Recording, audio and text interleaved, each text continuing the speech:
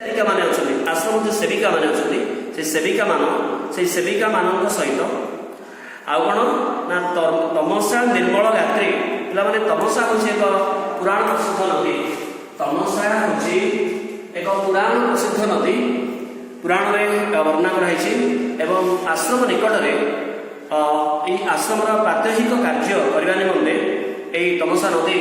वाल्मीकि आश्रम माने आश्रम कूल बही जाऊँगी से तमसा निर्मल गात्री पे गात्री माने शरीर गात्री शब्द अर्थ हूँ शरीर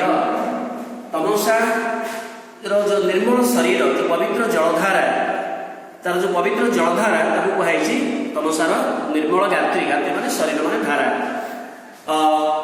तमसा निर्मल शरीर जो पवित्र तमसा नदी से कौन केमिति कौन अनै रही स्वागत करने ना प्रांगण में कुसुम बिंची ये हूँ कविंर जो प्रकृति वर्णना सिद्धहस्तता ये वर्णना कराई पांडित्य कवि पांडित्य ये प्रकाश पाई प्रांगण में कुसुम सिंची कुसुम को सिंचन कर तमसा सुभाषित नीर सिंची सुभाषित माने सुभाषित नीर माने जल सिंचन जेहेतु सकाल समय प्रभात समय प्रकृति कोल जो पत्र लगी काकर बिंदु झरी पड़ुची तेणु ताकू कवि वर्णना कर कौन तमसा कुसुम कुसुम बिंची फूल बिंची एवं सुभाषित नीर सिंचन कर सकाल सकाल सबू तारा लिभिगला गोटे तारा रही है माने प्रदीप जोटा कि मंगल प्रदीप प्रत्येक पवित्र कार्य आम मंगल प्रदीप जाणी आम शुभारंभ कर तमसा नदी ये प्रभात तारा को मंगल प्रदीप भाव वर्णना कराई मंगल प्रदीप भाव में स्वागत करने प्रभाती तारा ये तमसा नदी प्रभाती तारा को मैंने रखी मुहुर्मुहु मीना नयन मुहुर्मुहु माने चलचंचल बारंबार मीनर नयन माछर नयन जमी सब चलचंचल सेमती उत्सुकतार सहित अपेक्षा कर मीन नयन सहित अपेक्षा कर किए ना आवेगर सहित तमसा अपेक्षा कर तेणु तार जो आवेग उत्सुकता को ये मीन मुहुर्मुहु मीन नयन कहुई चाहूला सती सीता सुहागमने सती सीता केतबले सती सीता सुहागमन को अपेक्षा करता किए तमसा ता परवर्ती पदर लिखाई उटजु तापस कन्या गणक आदर बन्या प्लावने जगत धन्या सती रतने बाहरी अवगाहने अनुकंपांक गहने तमसा थार बहने कने गमन पे उटजु माने कुटीर उटजु माने कुटीर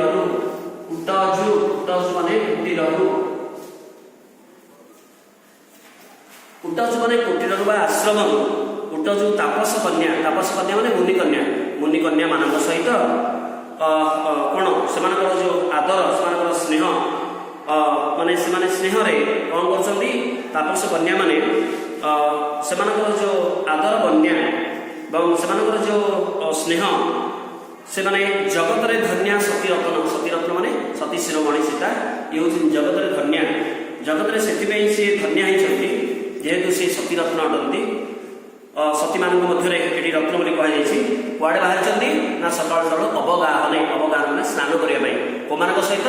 ना मुनि कुमारी मान सहित मुनि कुमारी मान सहित बाहरी आउ किए अच्छा ना अनुकंपा आम अनुकंपा पूर्व पढ़ीचे ब्रह्मचारिणी अनुकंपा पढ़ीचे आगु अनुकंपा एवं मुनि कुमारी मान सहित बाहरी अवगाहन निमंत अवगाहन मैंने स्नान करवा एवं कौटिकी ना तमसार जलधार को सका प्रभात मृत्युष समय बाहरी स्नान निमंते सीता को मान सहित मन रहा एवं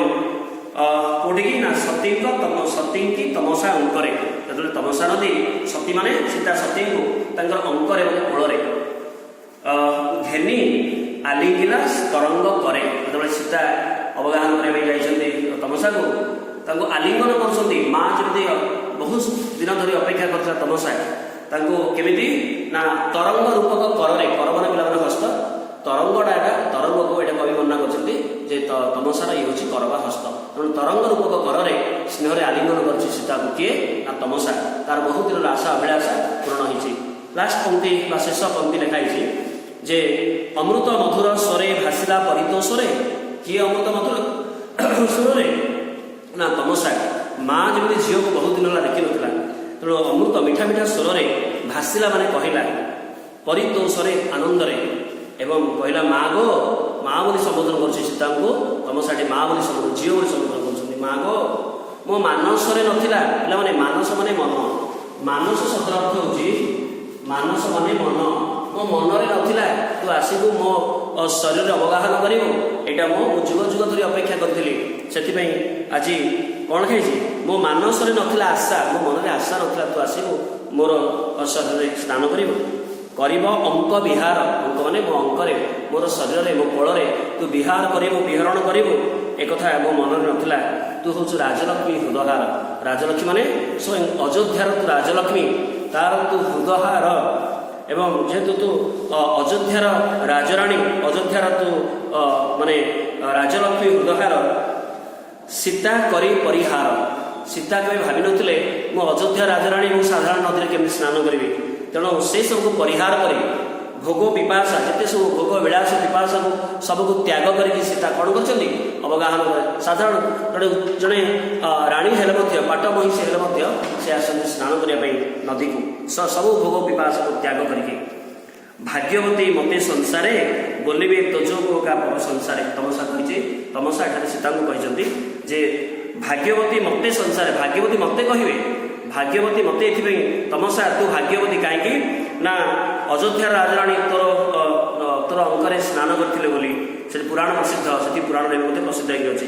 ବୋଲିବେ ତୋଜୌକା ପର ସଂସାରେ, ପର ସଂସାରରେ ପିଲାମାନେ ପ୍ରଶଂସାରେ। ତେଣୁ ମୋତେ ପ୍ରଶଂସା କରି କହିବେ ଭାଗ୍ୟବତୀ ଏଥିପାଇଁ ତୁ ଯେହେତୁ ସତୀ ଶିରୋମଣି ତୋ ଅଙ୍କରେ ବିହରଣ କରିଛି। କବିଙ୍କର ଯେଉଁ ପଦଲାଳିତ୍ୟର ଯେଉଁ ଚମତ୍କାର ବର୍ଣ୍ଣନା ଆମେ ଦେଖିଲେ ମଙ୍ଗଳ ଅବସର ଏଠି ଏ କବିତା ସମାପନ ହେଇଛି। ଆସନ୍ତା ପ୍ରିଟେଷ୍ଟ ପରେ ଏ କବିତାର ଯେଉଁ ଟାସ୍କ ଦିଆଯିବ, ଯେଉଁ ହୋମୱାର୍କ ଦିଆଯିବ ତାକୁ କରିବେ। ଏତିକି ରହିଲେ, ଧନ୍ୟବାଦ।